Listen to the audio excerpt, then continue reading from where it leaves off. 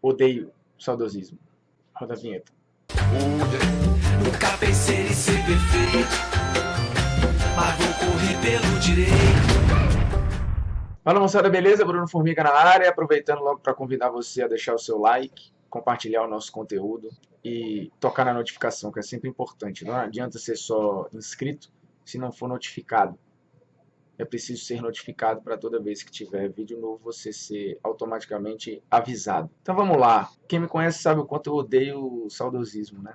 E aí a pergunta é por quê? Simplesmente porque ele polui a sua análise em relação ao futebol. E ele faz com que você não curta o que está acontecendo. E que é muito bom. Hoje a gente vive um período no futebol mundial espetacular do ponto de vista tático, técnico e físico. Aí você fala, poxa, mas como pode? Antigamente tinham muito mais craques, antigamente tinham muito mais talento. Esse antigamente tinham muito mais qualquer coisa, ele vai se renovando geração após geração.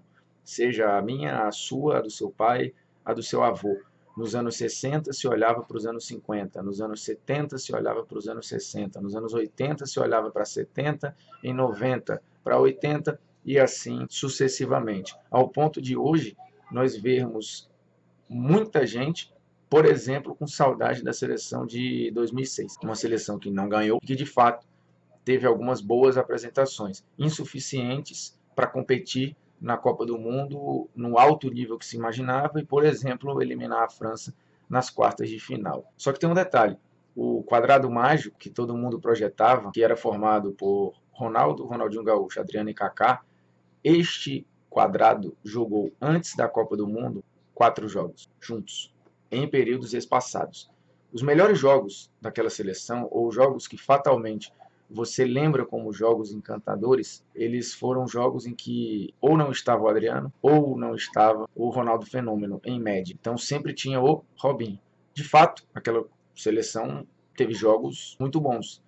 De fato, alguns jogos eram inspiradores, jogos muito ofensivos, jogos em que o adversário era muito envolvido, né? A Copa das Confederações de 2005 é um exemplo. Porém, o Brasil, até a retinha final daquela Copa das Confederações, vinha fazendo uma competição muito ruim. Aí a reta final e principalmente o jogo contra a Argentina, aquilo acabou deixando uma impressão de uma seleção muito forte, que de fato era muito talentosa. Mas uma coisa é um elenco talentoso, a outra coisa é um time competitivo. Aquela seleção acabava sendo desequilibrada por algumas teimosias do Parreira. Mas por que eu fiz esse preâmbulo? Só para mostrar para você como muitas vezes a memória afetiva faz alguns filtros e cria algumas deturpações. Hoje, a gente vive o período ou a era Messi Cristiano Ronaldo. E aí você fala, mas hoje é fácil ser melhor do mundo. E se tivéssemos mais concorrência, eles não dominariam. É uma meia verdade. Se a gente for para o último grande ciclo, onde você tinha claramente Zidane e Ronaldo Fenômeno liderando, esses caras poderiam facilmente, em 10 anos, ter ganho 8 prêmios de melhor do mundo. Foram 6, 3 para cada um. Porém, é preciso lembrar, o Ronaldo ficou, no período da sua carreira, pelo menos 4 anos machucados, somando tudo. E aí ele abriu brecha para gente que, no normal, numa temporada com Zidane e Ronaldo e depois Ronaldinho Gaúcho num nível absurdo, provavelmente essa turma não ganharia. E aí eu falo especificamente de Rivaldo e Figo. O Rivaldo e o Figo foram campeões com números muito discretos e que hoje pareceriam improváveis para colocar caras assim no nível de melhor do mundo. Então a frase de falar que antigamente era mais difícil ser melhor do mundo, essa frase não é tão verdadeira assim, porque lembremos, o Rivaldo quando foi melhor do mundo, ele foi melhor do mundo sendo eliminado na primeira fase da Liga dos Campeões pelo Barcelona. É verdade, estava jogando muito pela seleção brasileira, ganhou a Copa América, mas ficou ali na casa dos 20 gols na temporada. Hoje, você imagina algum meia atacante, algum dono de time sendo eliminado numa primeira fase de Liga dos Campeões e fazendo na casa de 20 gols, sendo o melhor do mundo, é pouco provável. A mesma coisa valeu para o Figo quando foi eleito o melhor do mundo, também com uma entrega de gols relativamente pequena, agora compensando nas assistências. O fato é que hoje nem Rivaldo e nem Figo seriam eleitos melhor do mundo. Talvez disputassem, mas não seriam eleitos. E olha que eu estou indo para um passado breve, porque a turma saudosista costuma olhar ainda mais para trás. Só que depende da turma, né? Se a gente for ler, por exemplo, A Pirâmide Invertida, que é a Bíblia da análise tática, né? Um livro que é no Brasil publicado pela editora Grande Área, você vai ver as evoluções táticas começando lá atrás, principalmente Inglaterra e Escócia, que foram as duas primeiras escolas de futebol profissional. E escolas diferentes, porque o jogo na Inglaterra é um jogo mais direto, um jogo de poucos passes, e que chegava a ter uma tática com 7 atacantes, já que o jogo era muito direto e basicamente não passava pelo meio-campo. O futebol escocês já é um pouco diferente, com um toque de bola e valorização um pouco mais de posse. Obviamente, contextualizando a época e entendendo que era um futebol ainda semi-profissional, engatinhando do ponto de vista competitivo. Mas no livro A Pirâmide Invertida, você vai ver a imprensa britânica falando que essa evolução do jogo, e você vai ver ganhos táticos, né? Você tira um atacante e joga para o meio, ou você pega um homem de meio e joga mais para trás, e vai redesenhando o seu time, né? Redesenhando a seleção da Escócia, redesenhando a seleção da Inglaterra e automaticamente redesenhando o que estava acontecendo nos campeonatos nacionais. E ali por volta dos anos 30, até um pouquinho antes, tinha muita gente na imprensa falando que o jogo estava perdendo a graça, porque o jogo estava ficando muito tático, o jogo estava perdendo a sua essência lúdica. E olha que a gente está falando algo do início do século XX. De lá para cá, olha quantos saltos táticos, técnicos e físicos o futebol deu. Porque lembremos, o futebol é um esporte competitivo. Ele está ali para competir. Essa história da comparação do futebol com a arte é algo que a gente faz muito aqui e que acaba poluindo um pouco a análise, né? Porque a arte ela é absolutamente atemporal e ela é feita como uma expressão pessoal do artista em relação a alguma coisa, seja na música, seja no cinema, enfim, seja na pintura. Eles não estão ali para competir, né? O Michelangelo não compete com Da Vinci, enfim, o Rolling Stones não vai competir com os Beatles, por mais que exista uma rivalidade dos fãs, mas eles não estão ali para competir, eles estão ali para se expressar. É diferente dos atletas profissionais que estão ali para competir. E a competição traz evolução. Evolução de treinamento, evolução de ferramentas, evolução de tudo o que envolve a competição. Então, alguém tem dúvida que dos anos 20 em diante o futebol só melhorou? Você pode discutir a questão lúdica dos torcedores com chapéu, ou os torcedores em pé, torcendo com gravata, e depois mais na frente aí o perfil do torcedor foi mudando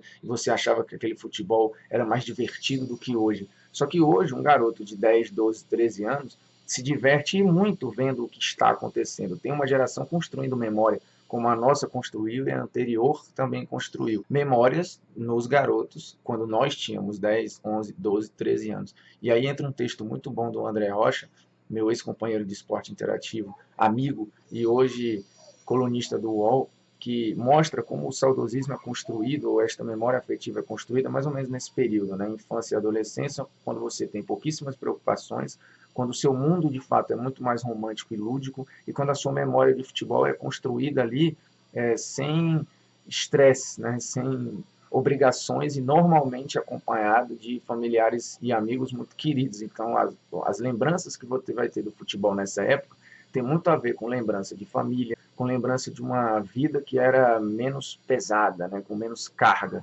Então, normalmente você faz essa associação, é natural que você ache que aquele período é melhor que esse. Agora, a análise tem que ser fria.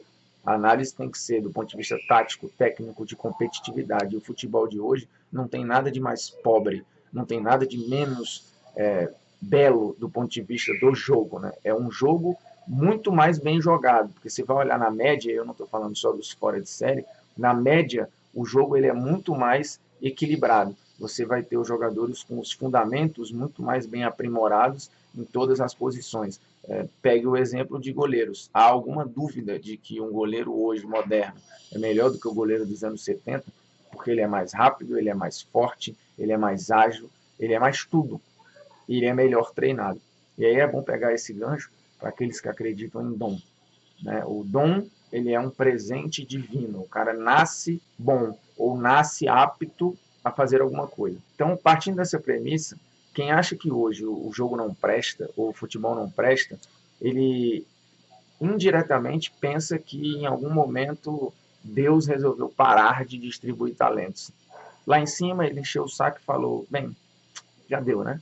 Aqui mais ou menos metade dos anos 90, início dos anos 2000, cansei, não vai mais nascer ninguém bom, e enfim, o futebol já teve o que tinha que ter e agora vamos preocupar com outros esportes, né? Começa a olhar ali para o atletismo, para a natação, para o tênis, porque lembremos, esses esportes convivem hoje com os melhores de todos os tempos e ninguém tem dúvida de que hoje a gente vê aí Nadal e Federer como os melhores, ainda tem o Djokovic ali, na natação ninguém discute o Phelps, no atletismo ninguém discute o Bolt e por aí vai. O MMA, por exemplo, hoje tem os atletas mais bem preparados do que lá atrás, quando eu comecei a ver o UFC em fita cassete nos anos 90, ou você acha que hoje os atletas são menos preparados, têm menos ferramentas? Não. É um esporte em larga evolução, em que os caras hoje têm cada vez mais conhecimento de todas as artes marciais. Então, na cabeça desse pessoal, Deus resolveu olhar para outros esportes e esquecer o futebol. Só que, obviamente, isso é uma balela, né? Não existe um fenômeno natural que tenha parado de produzir talentos. Os talentos continuam nascendo aí, inclusive, como mais gente nasce, teoricamente e estatisticamente falando, tem mais gente talentosa espalhada pelo mundo aí, em qualquer lugar. Tanto que cada vez mais a gente vê bons valores asiáticos sendo importados para bons campeonatos, você vê mais valores africanos sendo importados pelos campeonatos, você vê mais valores sul-americanos sendo comercializados com o futebol europeu, portanto, o mercado está cada vez mais amplo. Por exemplo, você vê hoje o grande egípcio de todos os tempos, o Salah, está aí no mercado como a Premier League, inclusive para muitos tendo de concorrer a melhor do mundo. Então vamos lá. Continuando o raciocínio, o talento não acabou, certo? O dom está aí. E o dom hoje ele é melhor lapidado, ele é muito melhor treinado, ele é mais estimulado desde pequeno e ele tem muito mais concorrência, porque enfim são mais garotos querendo se tornar jogadores de futebol. Logo, você tem uma peneira que tem mais gente ali e o filtro teoricamente tende a evoluir, porque aí você tem uma rede de contatos e de olheiros maior, você tem hoje esquemas de scout e de análise de desempenho que são muito mais precisos. Obviamente, os caras, quando chegam no profissional, eles já passaram por 500 etapas de lapidação, o que teoricamente nos leva a crer que esses garotos estão chegando no profissional muito mais bem lapidados do que antigamente. Isso é uma questão natural e lógica da evolução do jogo. Então não faz sentido nenhum achar que hoje o jogo é pior. É óbvio que em alguns mercados o jogo está empobrecido porque os talentos estão saindo, como no futebol brasileiro. É uma questão de comércio, não é uma questão de produção de talento. É uma questão de negócio. Você vê o futebol holandês, mas está aí tentando se reinventar com esse excelente Ajax classificado para a reta final de Liga dos Campeões. Você já viu o futebol italiano sofrer por questões financeiras, mas o mercado, o futebol como um todo, ele vai se compensando. Se você tem o futebol holandês hoje um pouco mais enfraquecido, o futebol francês ocupou este lugar de produção, inclusive. E a gente vê aí a natural ascensão da seleção francesa. Os últimos 20 anos de seleção francesa elevaram o patamar do futebol francês, né, com 2 títulos mundiais, com campeonato com final de Euro, com título de Euro, enfim, com alguns vexames também, é verdade. Mas é fato que o mercado ele vai se equilibrando, né? O campeonato italiano ele perde protagonismo e aí a Premier League, o campeonato espanhol ocupam um lugar. Então, não se preocupem que o mercado dá sempre um jeito. O que eu quero dizer com isso é a história de achar que nunca tivemos um futebol tão ruim não é verdade, porque se a gente for de manchete em manchete em cada década, em cada momento a imprensa e os torcedores lamentaram o que estava acontecendo. Nos anos 70, por exemplo, tem uma manchete na imprensa paulista que é emblemática, né? Não se produzem mais centroavantes como antigamente.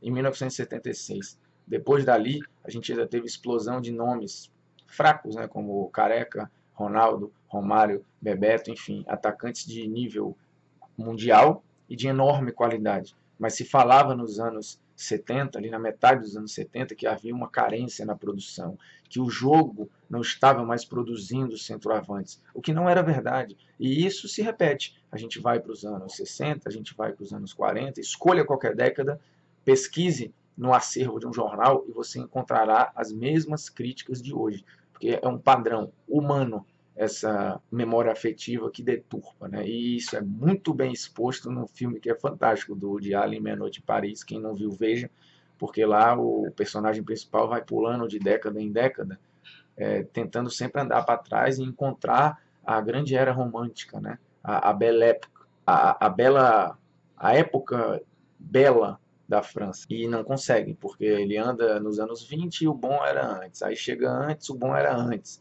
Então ele vai sempre ir percebendo que as pessoas da época olhavam para a época anterior como melhor que a sua. Então assim, fica um ciclo vicioso de que o presente nunca está bom e o bom era o passado. E isso não procede, né? Basta lembrar que quando o Pelé surgiu, ele foi bem cornetado também pelo estilo, enfim, porque o Pelé criou uma ruptura daquilo que o futebol brasileiro vinha produzindo. O Pelé, é bom lembrar, ele é um grande choque de modernidade num período em que não estava acostumado com aquele atletismo do jogo. O Pelé ele entrega força física, ele entrega muita potência, ele entrega muita objetividade. O Pelé não driblava para trás, o Pelé não tinha jogadas inúteis, o Pelé era muito acima fisicamente dos outros. Então essa história de associar o Pelé ao futebol arte, pela arte, como se fosse aquele futebol do imaginário comparado a Garrincha, a outra, não tem nada a ver. O Pelé entrega um resultadismo absurdo para o futebol brasileiro. E existe um antes e depois dele, né? Ele mostrou para as pessoas ali que, ó, a partir de hoje, vocês vão jogar futebol e não brincar de jogar bola. São coisas completamente diferentes. Então, essa relação que se faz, às vezes, também deturpada do Pelé com um jogo que não estava muito preocupado com o resultado, não é verdade. Assim, o Pelé ele tinha uma mínima obsessão clara do gol, e aí carregava o time inteiro consigo para esse objetivo. Então, é só para deixar claro que quando o Pelé surgiu, ele criou este choque nas pessoas que analisavam o futebol à época. Só que os resultados foram vindo, os números impressionantes foram vindo também, e aí as pessoas foram tendo que aceitar que estava havendo ali uma mudança radical no jeito de jogar, não só no Brasil, mas aquilo acabou se estendendo para o mundo, tanto que na década de 60, o grande rival do Pelé no posto de melhor jogador do mundo, quando o Pelé já estava consolidado e não era mais um garoto de 17 anos, era o Eusébio, outro cara muito parecido com o Pelé, de muita força física, uma explosão absurda, um cara que era quase que imparável. Então você teve, nos anos 60, dois jogadores muito parecidos disputando esse posto e deixando muito claro o que vinha pela frente, que era um jogo atlético, um jogo altamente competitivo, ou seja, eles eram a evolução. E a evolução só seguiu. Ela seguiu na década de 70, na década de 80, na década de 90. Claro que você tem, quando você tem esse elemento surpresa, esse choque mundial, os outros times vão tentando encontrar soluções. E é assim que as táticas vão mudando, é assim que os esquemas táticos vão se adaptando. Porque quando você tem o novo, ou quando você tem as revoluções, você precisa ter as respostas, né, para aquilo ali. E depois o próprio estilo vai se adaptando às respostas que ele recebeu. Por exemplo, o Ajax do Rinus Michels e a própria Holanda do Rinus Michels, aquilo entregou para o mundo uma mudança radical, que precisou ter resposta. Tanto que nos anos 80 o futebol vive resposta e contra-resposta para aquilo que tinha sido apresentado na década anterior. Aí você vai ter uma Itália campeã em 82, tentando ser uma resposta a tudo aquilo que vinha sendo produzido ali em 74, 78 e em 82, eliminando, por exemplo, a seleção brasileira, estilos que eram antagônicos. Aí em 86 você já tem uma Argentina que era muito tática, lembremos, baseada num gênio, que era o Maradona. Em 90 você tem a Alemanha também já dando uma resposta de um equilíbrio absurdo do ponto de vista defensivo e ofensivo. Então, assim, essa história de achar que a tática é só hoje é balela, é de quem não conhece a evolução tática do jogo, porque a tática sempre esteve presente, e a seleção brasileira de 58, por exemplo, campeão do mundo, tinha uma enorme influência do Bela Gutmann, que era um técnico húngaro, que veio para o Brasil e incentivou e influenciou diretamente aquilo que foi produzido na seleção de 58, que não tinha um treinador que dormia no banco de reservas e simplesmente distribuía colete. Se você olhar, e o Eduardo Seconi, que é ex-analista de desempenho do Grêmio, faz isso muito bem, olhar para aquela seleção hoje, tem vários sites aí que você pode rever o jogo completo, você vai ver comportamentos táticos do Zagallo, comportamentos táticos repetidos do Pelé e de outros jogadores. Então, assim, não era um bando em campo no improviso. Futebol profissional não é isso. O futebol profissional é o talento associado à organização, à parte física, à parte mental. É isso que difere um time profissional do seu time de bairro.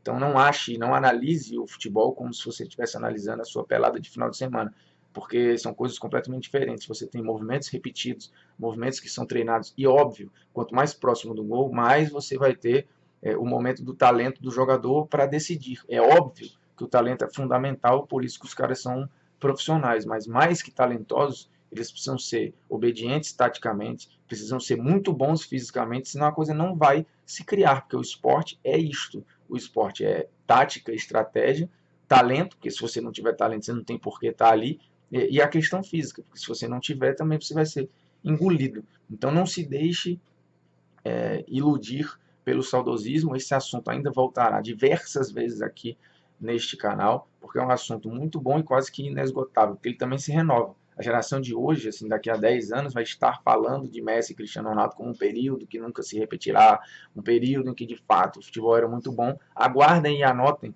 e depois pesquisem os tweets de hoje e comparem com os tweets, se ainda existir Twitter, daqui a 10 anos. A questão do saudosismo também produz algumas loucuras históricas, né? Como, por exemplo, falar dos 1000 gols do Pelé e querer considerar dos gols não oficiais com o mesmo peso de gols oficiais. E aí falar, não, porque as excursões que o Santos fazia nos anos 50 e anos 60, elas eram, às vezes, até mais competitivas do que competições. E aí depende, você tem que botar asterisco em vários amistosos. O Santos normalmente fazia suas excursões para a Europa e tinham excursões para outros continentes ali entre junho, julho e início de agosto. Coincidia com o período de férias do futebol europeu, que o calendário naquela época na Europa era muito parecido com o que a gente tem hoje aí. A Copa dos Campeões da Europa começava ali no início de agosto, mais ou menos, e ia até mais ou menos maio. Isso, era mais ou menos isso. Não tinha muita diferença. E os campeonatos nacionais a mesma coisa, as Copas nacionais já existiam, portanto o calendário também era bem parecido com o que a gente tem hoje aí. Por exemplo, em 59, o Santos disputa um amistoso com o Real Madrid, perde por 5-3, e aí você vai olhar a escalação, era um time misto do Real Madrid. O Puskás, por exemplo, foi reserva. O Gento chegou a entrar e sair no jogo, e entrar de novo. O Copa, francês, tinha acabado de ir embora, tinha voltado para a França. Então, assim, era um time misto. Não era o time titular e a força máxima do Real. O goleiro não era, a linha defensiva não era toda titular. Um amistoso depois nos anos 60 que o Santos faz com a Juventus também tem o mesmo padrão e outros. Agora você vai encontrar amistosos também com o time titular de forças europeias. O que eu quero dizer não dá para a gente ficar colocando asteriscos em todos os amistosos e tentar entender esse vale, esse não vale, esse aqui foi força máxima, aquele ali não foi, e começar a filtrar os gols. Ou vale os gols oficiais, ou vale tudo. E normalmente não, na Europa se estabelece o padrão de só contar os gols oficiais, que é a lógica, é uma maneira de você pegar o sarrafo e colocar igual para todo mundo. Porque lembremos, nessa época aí, já que o Santos fazia as excursões, não só o Santos, outras equipes também, as equipes europeias, obviamente, disputavam esses amistosos. E esses gols em amistosos não estão na conta. Se for lá contar os gols do Puskás, por exemplo, eles não estão na conta. Os gols do Di Stéfano em amistosos não estão na conta. Do mesmo jeito que hoje, os jogos de pré-temporada e amistosos não oficiais do Messi e do Cristiano Ronaldo não estão na conta. Então, em gols oficiais, Messi e Cristiano Ronaldo vão entrar na briga aí com o Pelé, com o Gerd Müller, com o próprio Romário. Porque nas contas oficiais o Pelé tem menos de 800 gols, o Gerd Müller está nessa casa, o Romário é a mesma coisa. E o Cristiano e o Messi estão se aproximando dos 700. Então a gente está vendo um negócio que é absurdo. Os caras hoje têm menos tempo para pensar, eles têm menos campo para jogar, porque a coisa hoje é muito compacta, e mesmo nesse cenário hostil, de muito físico, de muita tática, de muito conhecimento e informação de todo mundo, ou seja, ninguém entra em campo sem saber quem vai encarar. Nesse cenário, esses caras conseguem esses números há 10 anos. É óbvio que isso é assustador. E isso precisa ser colocado num patamar histórico que é impressionante, que não deve a nada e a ninguém no período anterior a eles dois. Ou seja, a história do futebol está vendo um capítulo que é impressionante. E ao invés de diminuir este capítulo e tentar ficar olhando para um passado que muitas vezes você deturpa, curta o que está acontecendo agora. Porque o hoje vai virar passado e você vai sentir saudade. Beleza? Se inscreva no canal, compartilhe nosso conteúdo que está precisando. Então é isso, temos aí 3 mil inscritos, mas é sempre bom chegar em mais e toque na notificação para toda vez que tiver conteúdo novo, você ficar sabendo automaticamente sem trabalho nenhum, beleza? Um grande abraço, até a próxima e sugiram temas lá embaixo, que é sempre importante. E obviamente participem, façam deste espaço um grande fórum de debate, beleza? São todos muito bem-vindos, educadamente, óbvio, beleza? Um abraço.